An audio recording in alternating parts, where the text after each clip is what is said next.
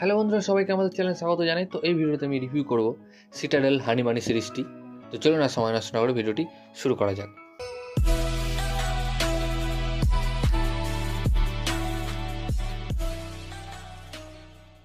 তো এই সিরিজটি ডাইরেক্ট করেছেন রাজন ডিকে।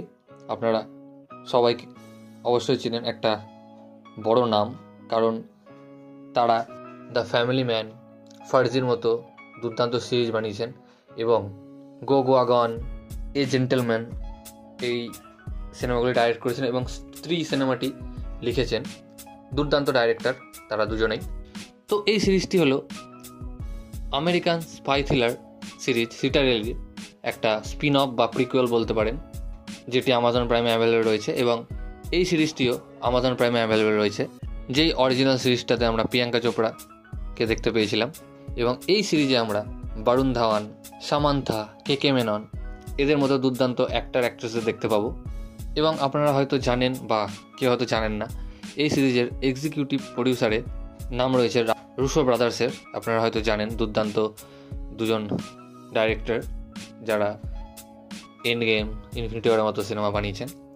তো যদি এই সিরিজটিতে আসি, সিরিজটি খুব আহামরি সিরিজ লাগেনি আমাকে, তবে ঠিকঠাক একটা ভালো সিরিজ লেগেছে।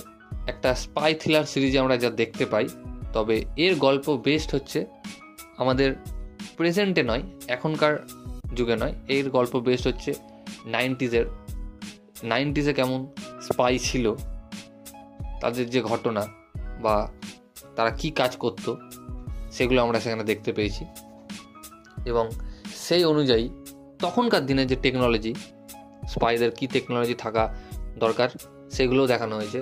এমন নয় যে 1990 সালের ঘটনা দেখাচ্ছে কিন্তু টেকনোলজি আমরা 2025 সালে দেখতে পাচ্ছি, সেরকম নয়।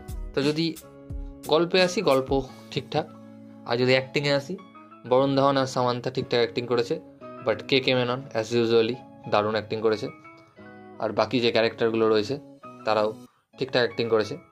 এই সিরিজটিতে মোট 6টি এপিসোড রয়েছে এবং প্রতিটি এপিসোড প্রায় 40 থেকে 50 মিনিটের মধ্যে।